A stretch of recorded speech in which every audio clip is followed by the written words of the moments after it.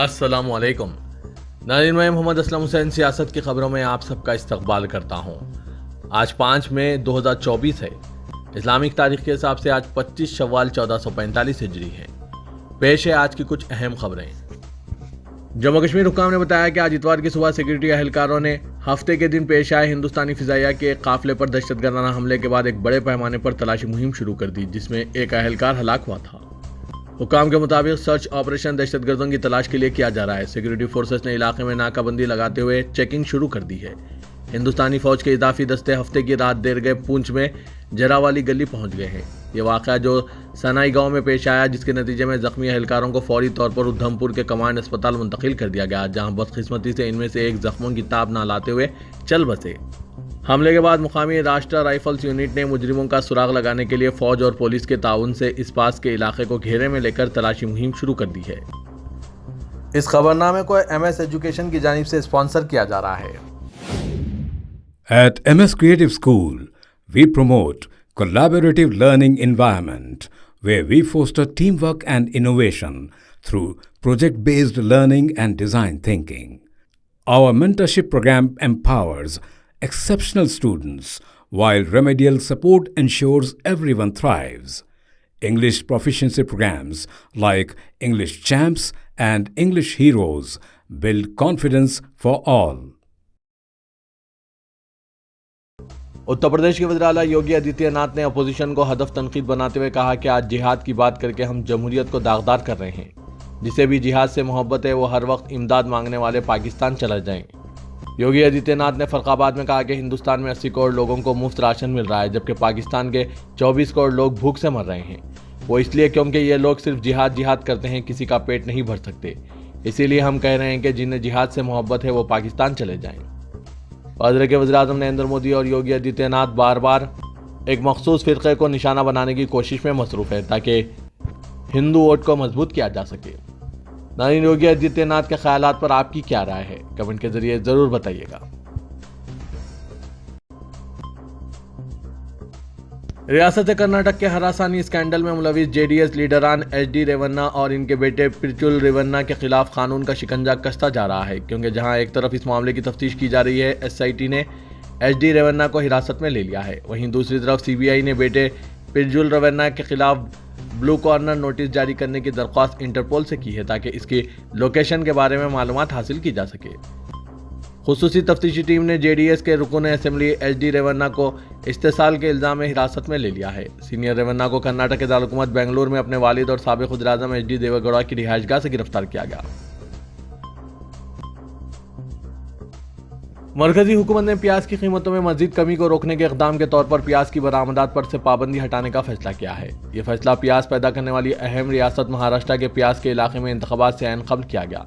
इस ताल्लुक से वज़ारत तिजारत और सनत की जानिब से जारी करदा नोटिफिकेशन के मुताबिक प्याज को बरामद करने की इजाज़त तो दी गई है, लेकिन इसके साथ ये शर्त भी लगाई गई है कि मुल्क से एक्सपोर्ट होने वाली प्याज की कम अज़ कम कीमत 45,800 रुपये फ़ी टन होगी। साथ ही इस पर 40% एक्सपोर्ट ड्यूटी भी आयद होगी। इस शर्त की वजह से मुमकिना तौर पर किसानों को कोई बड़ा फ़ायदा नहीं होगा। वाज़ेह के हाल ही में प्याज की बरामदात पर पाबंदी हटाने का मामला सियासी तौर पर जोर पकड़ने लगा था और महाराष्ट्र में यह खास तौर पर बड़ा इंतखाबी मौजू बनता जा रहा था, जिसे सरकार ने खत्म करने की कोशिश की है।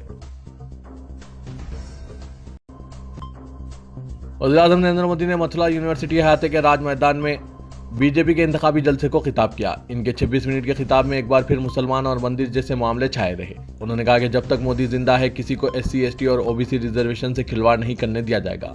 उन्होंने इंडिया इत्तेहाद को इंडी कहकर फिर मुखातिब किया और कहा कि इंडी वाले इनका रिजर्वेशन मुसलमानों को देना चाहते हैं।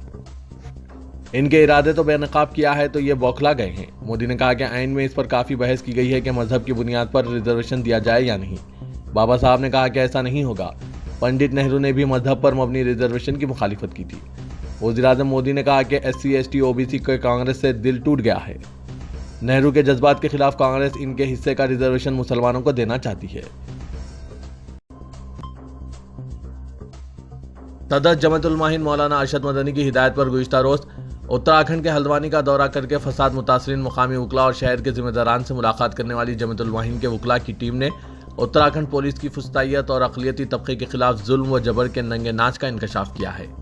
वाजरा के हल्द्वानी फसाद में पुलिस और अक्सरियती तबके से ताल्लुक़ रखने वाले अफराद की गोलियों से 7 मुस्लिम नौजवानों की मौत के अलावा न सिर्फ एक मस्जिद और मदरसे को शहीद किया गया बल्कि अक़लियती तबके के करोड़ों के इमलाक को भी नुकसान पहुंचाया गया। वहीं पुलिस ने 101 मुसलमानों को गिरफ्तार किया, जिसमें 7 ख़वातीन भी शामिल हैं। 16 अफराद पर दहशतगर्दी की दफ़ात के तहत मुकदमा दर्ज किए गए हैं और अभी तक गिरफ्तार शुदगान में से किसी की भी जमानत नहीं हो सकी। हल्द्वानी का दौरा करने वाले जमीयतुल उलमाईन के कानूनी मुशीर एडवोकेट शाहिद नदीम ने इंकशाफ किया कि हल्द्वानी पुलिस ने एक तरफा और जानिबदाराना कार्रवाई की सभी हदें पार कर दी। 16 अफराद पर UAPA के तहत मुकदमा दर्ज किए गए। मुतासरीन के अहल खाना ने बताया कि गिरफ्तारियों के बाद पुलिस ने इन अफराद को शदीद जिस्मानी और जहनी ज़दोकोब किया, टोपियों को कदमों के नीचे रौंदने और इस पर पेशाब करने पर मजबूर किया गया।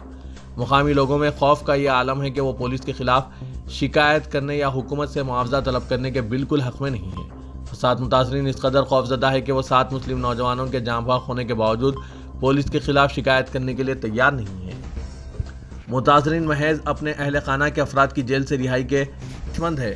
जमीयतुल उलमाईन के कानूनी टीम के मुताबिक हल्द्वानी में दर्ज 3 में से 2 FIR में आइंदा 10 से 12 दिनों में चार्जशीट दाखिल कर दी जाएगी, जिसके बाद पहले ख्वातीन की जमानत की दरख्वास्तें दायर की जाएगी, जबकि नैनीताल हाई कोर्ट के सीनियर वकला से सलाह व मशवरे के बाद फसाद मुतासरीन के खिलाफ UAPA के इतलाक को चैलेंज करने के लिए लाहिया अमल तैयार किया जाएगा। नाज़रीन, ये वाक़या सिर्फ उत्तराखंड के हल्द्वानी का नहीं बल्कि पूरे मुल्क में हो सकता है। ऐसा नहीं है कि इधर घर जल रहे हैं और अपने घर महफूज रह सकेंगे। इन सभी वाक़यात को रोकने के लिए मुनज़्ज़म अंदाज में फुस्ताई ताकतों को शिकस्त देने के लिए अपने वोट का इस्तेमाल ज़रूर करें। किसी एक पार्टी को मुंतखब करके सेक्युलर पार्टी को जितवाएं। इन सब पर आपकी क्या राय है, कमेंट के जरिए ज़रूर बताइएगा।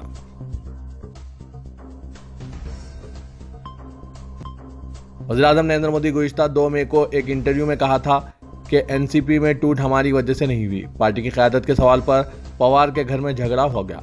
साथ ही वज़ीर-ए-आज़म नरेंद्र मोदी ने यह सवाल भी उठाया था कि इस उम्र में शरद पवार फैमिली का ख्याल नहीं रख सके, वो महाराष्ट्र को क्या संभालेंगे। शरद पवार ने अब इस बयान पर जवाबी हमला किया। उन्होंने कहा कि मोदी जी ने अपनी फैमिली का ख्याल कहाँ रखा, मैं इस पर नहीं जाना चाहता था। इनका ख़ानदानी पस मंज़र फ़िक्र अंगेज़ है, लेकिन हम इनकी ज़ाती चीज़ों पर नहीं बोलेंगे। TV9 नेटवर्क को दिए गए अपने इंटरव्यू में PM मोदी ने उद्धव ठाकरे से मुतालिक भी कुछ बातें कही थी। उन्होंने कहा था कि उद्धव ठाकरे मेरे दुश्मन नहीं है, मुश्किल वक्त में इनकी मदद करने वाला मैं पहला शख्स रहूँगा। इसके जवाब में शरद पवार ने कहा कि उन्होंने PM मोदी ने लाख ये बात कही हो, लेकिन हम दुआ करते हैं कि उद्धव ठाकरे के लिए ऐसा वक्त कभी ना आए जब इन्हें मोदी से मदद मांगने की ज़रूरत पड़े। वाज़रा के कई बार वज़ीर-ए-आज़म नरेंद्र मोदी को अपने ख़ानदान को लेकर तनकीदें की गई है, क्योंकि सब जानते हैं कि वज़ीर-ए-आज़म नरेंद्र मोदी ने अपनी ज़ौजा को छोड़ दिया था। नाज़रीन, इस पर आपकी क्या राय है, कमेंट के जरिए ज़रूर बताइएगा।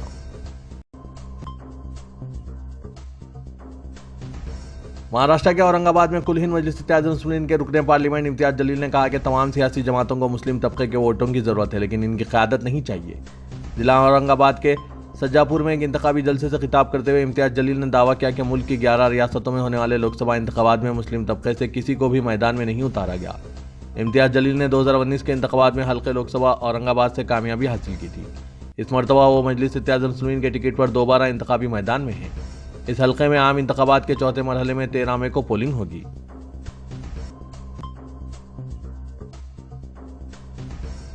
अब जबकि पार्लिमानी इंतखाबात के लिए मुहिम खत्म होने के लिए सिर्फ एक हफ्ता रह गया है, दोनों तेलुगु रियासतों तेलंगाना और आंध्र प्रदेश में कहर बरसाती हुई गर्मी सियासी जमातों की मुहिम पर असरअंदाज होने लगी है। दोनों ही रियासतों में दर्जे हरारत इंतहा को पहुंच रहा है और शिद्दत की गर्मी से परेशान है। दोनों ही रियासतों में असल सियासी जमातों के कायदीन और उम्मीदवारों को अवाम से रुजू होने और इंतखाबी मुहिम चलाने में मुश्किल हालात का सामना करना पड़ रहा है, जबकि दोनों ही रियासतों में कुछ मुकामात पर दर्जे हरारत 47 डिग्री सेल्सियस तक पहुंच जाने की इत्तलात है। गर्मी की लहर और लू लगने के वाक़यात के नतीजे में दोनों तेलुगु रियासतों में कुछ अमवात की भी इत्तला है, जबकि महकमा मौसमियात ने पेशकशी की है कि आइंदा एक हफ्ते तक भी इंतहाई शिद्दत की गर्मी से कोई राहत मिलने की उम्मीद बहुत कम है। दोनों ही रियासतों में महकमा सेहत के हुक्काम ने अवाम को मशवरा दिया है कि वो शिद्दत की धूप में घरों से बाहर निकलने से गुरेज करें। ख़ास तौर पर दोपहर 12 बजे से दोपहर 3 बजे तक अवाम को घरों में रहने को कहा गया है।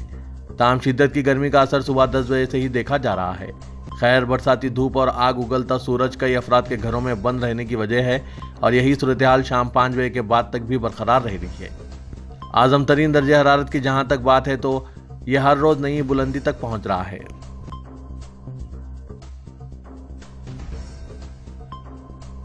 बीआरएस सरबराह और साबिक चीफ मिनिस्टर तेलंगाना के चंद्रशेखर राव ने इल्जाम आयद किया कि कांग्रेस इख्तिदार में आने के 5 महीने में ही रियासत की तरक्की मुंजमद हो गई है।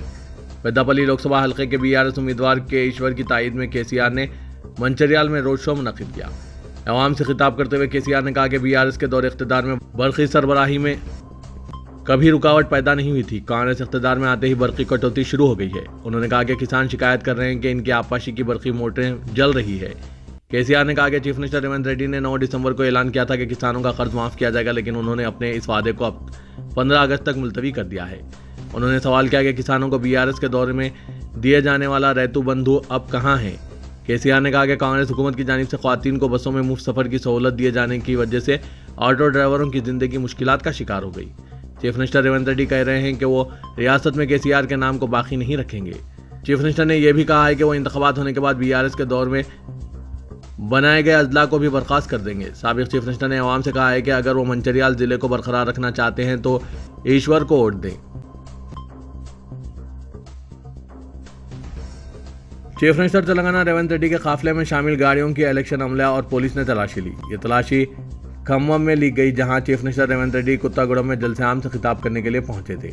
बताया गया है कि चीफ मिनिस्टर रेवंत रेड्डी कुत्तागुड़म के जलसे-आम में शिरकत के लिए हेलीकॉप्टर के जरिए हैदराबाद से रवाना हुए थे। ताहम इनके कार के काफिले की खम्मम में टीजी मुकाम पर मुकामी इलेक्टोरल ऑफिसर और पुलिस के अमले ने मुकम्मल तलाशी ली। तलाशी में कुछ भी बरामद नहीं हुआ।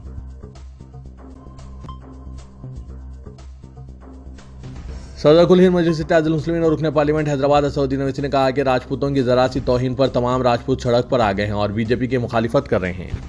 दूसरी जानिब वज़ीर आज़म नरेंद्र मोदी, वज़ीर दाखिला अमित शाह और दीगर अक़लियतों की मुसलसिल तौहीन कर रहे हैं और हम खामोशी से सब सह रहे हैं। वो लोग हमारी गीरत को ललकार रहे हैं, लेकिन तमाम सो रहे हैं। वज़ीर आज़म नरेंद्र मोदी मुसलमानों के लिए घुसपैठी, ज़्यादा बच्चे पैदा करने वाले, हिंदू ख़वातीन के गलों से मंगलसूत्र छीन लेने वाले, जिहादी जैसे अल्फाज इस्तेमाल कर रहे हैं। अब की बार 400 बार जो नारा दिया गया है, इस नारे की कामयाबी पर वो दस्तूर में तब्दीली करेंगे। ओवैसी ने कहा कि तहफ़्फ़ुज़ात को बर्खास्त कर देंगे, सेंट्रल वक्फ एक्ट को ख़त्म कर देंगे, यूनिफॉर्म सिविल कोड का निफाज करेंगे। बीजेपी ये चाहती है कि तेलंगाना और आंध्र प्रदेश में पसमानदा मुसलमानों को जो तहफ़्फ़ुज़ात हासिल हो रहे हैं, इन्हें भी बर्खास्त कर दिया जाए। इन सब इशारों के बावजूद हम अब भी खामोश हैं। ये बेदार होने का वक्त है। असदुद्दीन ओवैसी ने कहा कि सिर्फ हैदराबाद से मजलिस को कामयाब करना नहीं, बल्कि ये तमाम उमूर को भी मद्देनजर रखना जरूरी है।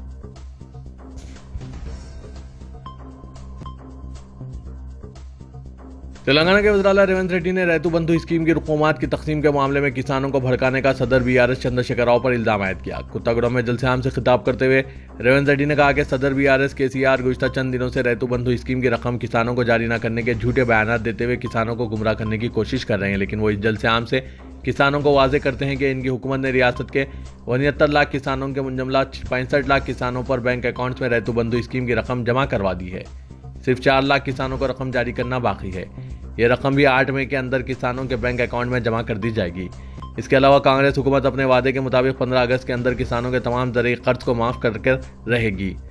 इस मामले में किसानों को तशवीश में मुब्तला होने की ज़रूरत नहीं है।